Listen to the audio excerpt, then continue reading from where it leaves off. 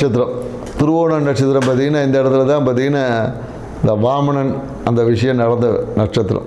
So அதனால் திருவோணம் நட்சத்திரம் பார்த்திங்கன்னா எப்போதும் சுக்கிரனோட கர்ம பதிவுனால தன்னை அலங்காரப்படுத்தி கொள்வதில், தன்னை மேன்மைப்படுத்தி கொள்வதில் ரொம்ப எப்போதும் பார்த்திங்கன்னா ஒரு சினிமா நாட்டம் வந்து இருக்கும். சினிமாவில் நிறைய பேர் வந்து குறிப்பாக நம்ம சூப்பர் ஸ்டார் எல்லாம் பார்த்திங்கன்னா திருவோணம் நட்சத்திரம் தான். ஸோ சினிமாவில் வந்து அதிகப்படியான ஷைன் ஆகக்கூடிய நட்சத்திரம் திருவோணம் நட்சத்திரம் ஒன்று. ஸோ இவங்களுக்கு என்னன்னாக்கா இவங்களுக்கு பிரச்சனையே வாழ்க்கை துணை தான். குறிப்பாக மகர ராசிக்கு அந்த பிரச்சனையே வாழ்க்கை துணை தான். ஏன்னா இவங்க ஒரு டிசைனாக இருப்பாங்க, அவங்க ஒரு டிசைனில் இருப்பாங்க. பார்க்கறதுக்கு ஒன்றா இருந்தாலும் ரெண்டும் வித்தியாசம், ஒரு கோணங்கள் வந்து வித்தியாசமாக இருக்கும். ஸோ அதனால் என்னென்னாக்கா சூழ்நிலைகளும் இவங்களுக்கு வந்து அவ்வளோ சீக்கிரத்தில் சாதகமாலாம் அமையாது. எதை செய்தாலும் போராட்டத்துக்கு அப்புறம் தான் வெற்றியே இருக்கும். ஸோ அதனால் எல்லாத்திலும் போராடி வெற்றி பெறுவீங்க. ஸோ அதனால் போராட்டத்தை கண்டு துவண்டு போகாமல் தொடர்ந்து முயற்சி செய்யுங்க. உங்கள் வாழ்க்கையை சிறப்பாக்கும். உங்கள் வாழ்க்கையை சிறப்பாக்கணுன்னா நீங்கள் என்ன பண்ணலாம் அப்படின்னு பார்த்தீங்கன்னா, உங்களுடைய காவல் தெய்வ வழிபாடு பண்ணுங்கள். காவல் தெய்வ வழிபாடு உங்கள் வாழ்க்கையில் பொருளாதாரத்தை ஏற்றத்தை கொடுக்கும். ஸோ அதனால் காவல் தெய்வ வழிபாடு, உங்களோட குலதெய்வ முனீஸ்வரனாக இருந்தாலும் சரி, மதுரை வீரனாக சரி, இந்த மாதிரி காவல் தெய்வம் இல்லை குலதெய்வ வழிபாடு செஞ்சு பாருங்கள்.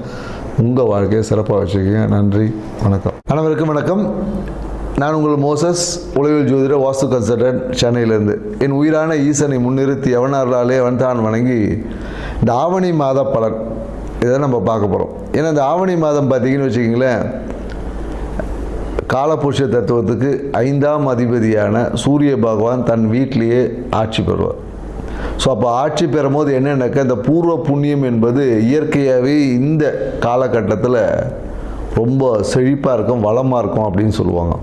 ஏன்னா நம்ம பூர்வ புண்ணியம் அப்படின்னோடனே உடனே நம்ம வந்து சொந்த ஊருக்கு தான் நினைப்போம். அப்படி கிடையாது. நமக்குள்ளேயும் ஒரு பூர்வ புண்ணியம் இருக்குது, நம்ம உடம்புக்குள்ளேயும் ஒரு பூர்வ புண்ணியம் தன்மைகள் இருக்குது. ஸோ அந்த தன்மை இந்த காலகட்டத்தில் பார்த்திங்கன்னா மிக செழிப்பாக இருக்கும். அதனால தான் பெரும்பாலும் பார்த்திங்கன்னா இந்த காலகட்டத்தில் நிறைய சுப நிகழ்வு பண்ணுவாங்க. திருமணம் பண்ணுவாங்க, நிறைய பார்த்திங்கன்னா ஆடி மாதம் முன்னாடி எல்லா திருவிழாக்கெல்லாம் அப்படியே இருக்கும். ஆவணி மாதம் பார்த்திங்கன்னா நிறைய சுப நிகழ்வுகள் பண்ணுவாங்க. ஏன்னா இந்த காலகட்டத்தில் சூரியனோட தன்மை நல்லா இருக்கும்போது, ஆத்மகாரகன் இல்லையா சூரியன். ஸோ அப்போ ஆத்ம பலம் வந்து இயற்கையாகவே எல்லாருக்கிட்டையும் பெருகி இருக்கும் இந்த காலகட்டத்தில். அதுவும் இந்த காலம் இன்னொன்றாக்கா இந்த வருஷம் பார்த்திங்கன்னு வச்சுக்கோங்க, கேது பகவானும் 5ஆம் இடத்துல இருக்கார். ஸோ அப்போ என்னென்னாக்கா கேது வந்து என்னென்னாக்கா ஞானக்காரகர். ஏன்னா பொதுவாக பார்த்திங்கன்னா சூரியன் வந்தால் பார்த்திங்கன்னா நம்ம ஆத்மகாரகன் சொல்கிறோம் இல்லையா. ஏன்னா இந்த ஆத்மகாரகன் எந்த ராசியில் வலுவாக இருக்கோ இல்லை பலமாக இருக்கோ அந்த ஜாதகர் பார்த்திங்கன்னா மிகுந்த உச்சத்தில் இருப்பார். ஏன்னா பார்த்திங்கன்னு வச்சுக்கலாம், ஏன்னா ஆத்ம பலம் தான் தேவை. அதுக்காக தான் ஆன்மீகத்தை நம்ம நாடுறோமே. ஏன்னா இன்றைக்கி நிறைய பேர் ஆன்மீகத்தை எதுக்கு போகிறோன்னே தெரில. நம்மளோட ஆத்ம பலத்தை அதிகரிக்கிறதுக்கு தான் நம்ம இன்றைக்கி ஆன்மீகம் இந்த பரிகாரம்லாம் செய்கிறோம் இல்லையா. இது எல்லாமே உங்களோட ஆத்ம பலத்தை இன்க்ரீஸ். அப்படி இருக்கக்கூடிய சூரிய பகவான் இந்த ஆவணி மாதத்தில் அவர் சொந்த வீட்டில் இருந்து அப்படியே ஒரு ஆட்சி பண்ணும் போது எப்படி இருக்குன்னு பாருங்கள். அதனால தான் இந்த காலகட்டம் நிறைய சுப நடக்கும்போது அது எல்லாமே வெற்றி, காரிய சித்தி, நிறைய பேர் இடம் வாங்குவாங்க. அதனால தான் பார்த்திங்கன்னா இந்த காலத்தில் இன்னொரு விஷயம் இருக்குது. ஆவணி மாதத்தில் பார்த்திங்கன்னா விநாயகர் சதுர்த்தி. இந்த காலத்துலேருந்து அந்த விழா கோலங்கள் எல்லாமே தொடங்கும். அது வரையும் பார்த்திங்கன்னா ஒரு இந்த மந்தமாக போயிட்டு இருந்தது. இது பார்த்திங்கன்னா விநாயகர் சதுர்த்தி, அதுக்கப்புறம் பார்த்திங்கன்னா ஆயுத பூஜை, அப்புறம் தீபாவளி, அப்படியே பார்த்திங்கன்னா விழாக்களாக அப்படியே வரும். இனிமேல் ஒவ்வொரு மாதமும் பார்த்திங்கன்னா விழாக்கள், இந்த புரட்டாசி மாதத்தை தவிர்த்து.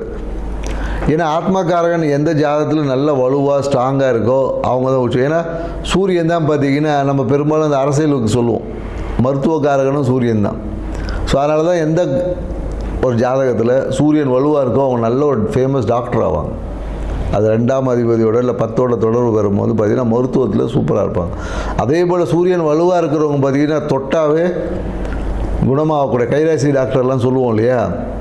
அவர் படித்து கூட இருக்க மாட்டார், சும்மா R&D படிச்சிருப்பார், இல்லைன்னா அந்த ஒரு கம்பவுண்டராக கூட இருந்திருப்பார். அவர் பார்த்திங்கன்னா சும்மா ஏதோ ஒரு விஷயம் சொல்லுவார், நடந்துடும்.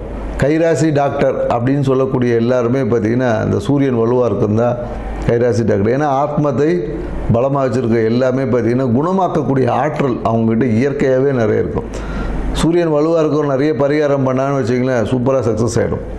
பெரிய பரிகாரம் சின்னதாக சொன்னாவே பெரிய விஷயங்கள் கூட குணமாக்கக்கூடிய ஆற்றல்.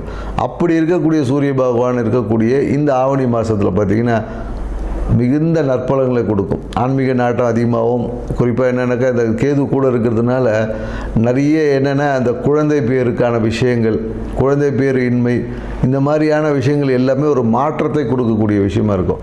அந்த விரக்தி தன்மை, எனக்கு கேது எப்போதும் பார்த்திங்கன்னா ஒரு விரக்தி கொடுப்பார். ஏன் அது விரக்தி கொடுப்பார்னா, அனுபவம் கிடைச்சாதான் அறிவு வளரும், ஞானம் கிடைக்கும், சும்மா வராது இல்லையா?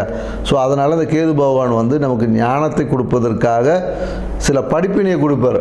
அதை தான் நம்ம இங்கே விரக்தி, எனக்கு அது நடக்கலை அப்படி இப்படின்னு நம்ம சொல்லிட்டு கிடப்போம். ஸோ இந்த தன்மைகள் உள்ள இந்த ஆவணி மாதத்தில் ஒவ்வொரு ராசிக்கும் என்ன மாதிரியான பலன்கள் கொடுக்க போகுது அப்படின்றத இந்த வீடியோவில் பார்க்க போகிறோம். வாங்க வீடியோக்குள்ளே போகலாம். மகர ராசி. மகர ராசி பார்த்திங்கன்னா காலபுருஷ தத்துவத்துக்கு 10வது ராசி. ஏன்னா இது கர்ம ராசின்னு சொல்லுவாங்க. ஆக்சுவலி மகர ராசி பார்த்திங்கன்னா கர்ம ராசி, ஏன்னா கர்மங்களை நீக்கக்கூடிய ராசி தான் மகர ராசி.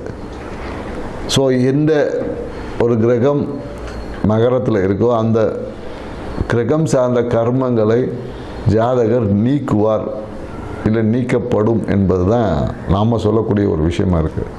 ஸோ இப்படி உள்ள மகர ராசிக்காரங்களுக்கு இந்த ஆவணி மாதம் பலம் எப்படி இருக்குன்னா வரும். ஏன்னா ராசி அதிபதியான சனி பகவான் பார்த்திங்கன்னா வக்கரம் அடைஞ்சிருக்கார். 3ஆம் இடம் இப்போ தான் 7.5 சனி முடிஞ்சுது. ஒரு நிம்மதி பெருமூச்சு விட்ட மகர ராசிக்காரர்களுக்கு இல்லை நான் திரும்பி வந்துட்டேன் அப்படின்ற மாதிரியான ஒரு தோரணை இருக்கும். ஆனால் பாதிப்புகள் இருக்காது. அதுதான் நம்ம சொல்கிறோம். ஒரு தோரணை என்பது இருக்கும், பாதிப்புலாம் எதுவும் ஏற்படாது. இவ்வளோ நாள் நல்லா போயிட்டு இருந்த விஷயம் அப்படியே ஒரு ரிவர்ஸ் ஆகும். திருப்பி முதல்லேருந்து இந்த பரோட்டா கதை மாதிரி தான், மறுபடியும் ஒன்றுலேருந்து ஆரம்பிக்கலாமா அப்படின்ற மாதிரியான ஒரு சூழல்கள் எல்லாமே ஏற்பட்டிருக்கும். தனம் சார்ந்த விஷயத்தில் சிறப்பாக இருக்கும். தனம் வந்து பொருளாதாரம், தனம் இதில் பார்த்திங்கன்னா எந்த ஒரு பிரச்சனையும் இல்லை, பிரம்மாண்டமாக இருக்கும். ஏன்னா 2ல் ராகு பகவான் இருக்கார். இப்போ நீங்கள் என்ன பண்ணணுன்னா இருக்கிற காசை பத்திரப்படுத்திக்க தான் பார்க்கணுமே தவிர எங்கேயாவது போடுவோம் ஏதாவது ஒன்று பண்ணுவோம் அப்படின்லாம் யோசிக்கக்கூடாது. இருக்கிறதை தற்காத்து கொள்வதற்கான வேலை என்னவோ அதை தான் பார்க்கணும். ஏன்னா உங்கள் காசை பிடுங்கிறதுக்கு எல்லாம் தயாராக இருப்பாங்க, சூழ்நிலைகள்லாம் தயாராக தான் இருக்குது. ஸோ அதனால் உங்களுடைய தனத்தை இந்த காலகட்டத்தை தற்காத்து கொள்ளுங்கள். இதுதான் மகர ராசிக்கு நாம் சொல்கிறது. மேலும் என்னென்னாக்கா காதல் செய்யக்கூடிய மகர ராசிக்காரர்களான இந்த காலகட்டத்தில் காதல் வந்து மகிழ்ச்சிகரமாக இருக்கும். அதே போல் திருமணம் சார்ந்த விஷயத்தில் பார்த்திங்கன்னா சிறிய தடைகள் வந்து சரியாகும். குறிப்பாக அந்த மாமன்ற உறவுனால் ஒரு சின்ன பிரச்சனை, மாமா வந்து இல்லை எங்கள் மாமா ஒத்துக்க மாட்டேன்றாரு, அந்த மாதிரிலாம் வரும். வந்துட்டு அதுக்கப்புறம் மாமாவே ஒத்துப்பார். ஸோ அதனால் அதெல்லாம் ஒன்றும் பிரச்சனை இல்லை. திருமணத்திற்காக எடுத்த நிகழ்வுகள் எல்லாமே சாதகம் வரும். அதே போல் அப்பாலாம் பார்த்தீங்கன்னு வச்சுக்கோங்க பிரச்சனையாக இருப்பார். என் பையனுக்கு வந்து நான் அந்த மாதிரி ஒரு வரனை பார்த்தேன், என் பொண்ணுக்கு இந்த மாதிரி ஒரு வரன் வேணும், நான் அவங்க அப்படி இருப்பாங்க இப்படி இருப்பாங்கலாம் சொல்லி இந்த டைலாக்லாம் பேசிட்டு திருமணத்தை கெடுக்கிறதுக்கான வாய்ப்புகள் எல்லாமே இருக்குது. குறிப்பாக இந்த காலகட்டத்தில் என்னென்னாக்கா மகர ராசிக்காரன் வந்து அப்பாவோட திருமணம் அந்த பொண்ணு பார்க்க விஷயத்துக்கு கூட்டினே போகக்கூடாது. கூப்பிட்டு போனீங்கன்னா அவருடைய சுய புராணத்தை பேசி நடக்கக்கூடிய நிகழ்வுலாம் கெடுத்துக்கிறதுக்கான வாய்ப்புகள் வந்து அதிகமாக இருக்குது. ஸோ மகர ராசிக்காரங்களில் இந்த காலகட்டத்தில் கொஞ்சம் இந்த ஆவணி மாதத்தை கொஞ்சம் எச்சரிக்கையாக கையாளணும். ஏன்னா இவங்களுக்கு பார்த்திங்கன்னா ஏற்கனவே நம்ம என்ன சொல்ல மகர ராசிக்காரங்களுக்கு வந்து மொட்டை அடிப்பு தான் பரிகாரம்னே சொல்லியிருக்கோம். நிறைய மகர ராசிக்காரன் மொட்டை அடிச்சிருப்பாங்க. ஏதாவது குலதெய்வ கோயிலுக்கு இல்லை இஷ்டதெய்வ கோயிலில் போய் ஒரு மொட்டை அடிச்சிருப்பாங்க, இல்லை சித்தர் வழிபாடுகளை செஞ்சுருக்கக்கூடிய வாய்ப்புகள் எல்லாமே இருக்குது. மேலும் இந்த காலகட்டத்தில் என்னென்னாக்கா அரசு சார்ந்த விஷயத்தில் ஒரு நெருக்கடிகள்லாம் ஏற்படும். கவர்மெண்ட்டுக்கு டேக்ஸ் பே பண்ணால் பெனால்ட்டி கட்டுறது, இல்லை அந்த மாதிரியான சிறு பெனால்ட்டி, இல்லை வண்டியிலே போயிட்டுருப்பாங்க, லைசன்ஸ்லாம் வச்சுன்னு இருப்பாங்க, இருந்தாலும் காசை கொடு, ஏன்னா இவர் வீட்டில் வச்சுட்டு போயிருப்பா லைசன்ஸை. ஸோ இந்த மாதிரியான விஷயங்கள் அரசு சார்ந்த விஷயத்தில் சிறு பெனால்ட்டி எல்லாம் வர வாய்ப்பு இருக்குது. ஸோ அதனால் கொஞ்சம் கவனமாக இருந்துங்க. டாக்குமெண்ட்ஸ் எல்லாமே பக்காவாக வச்சுங்க.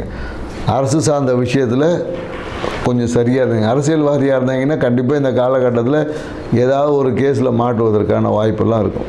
ஸோ அதனால் உங்கள் சுயம் சார்ந்த விஷயத்தில் இந்த டாக்குமெண்ட் வச்சுக்கிறீங்க, எதை வச்சுருந்தாலும் சரியாக அக்கௌண்டபிலிட்டியோடு வைத்துக்கொள்வது உங்கள் வாழ்க்கை சிறப்பான பலனை தரும். அதே போல் என்னென்னாக்கா வாகனம் சார்ந்த விஷயத்தில் புதிய வாகனம் வாங்குறது, கடன் மூலயமா புதிய வாகனம் மாற்றம் என்பது இந்த காலத்தில் இருக்கான்னா இருக்குது. மேலும் என்னென்னாக்கா மன மகிழ்ச்சி அதிகமாகும். குறிப்பாக என்னென்னாக்கா இந்த காலகட்டத்தில் பார்த்திங்கன்னா எல்லாம் அந்த முருகர் கோயில் வழிபாடு போயிட்டு வருவாங்க.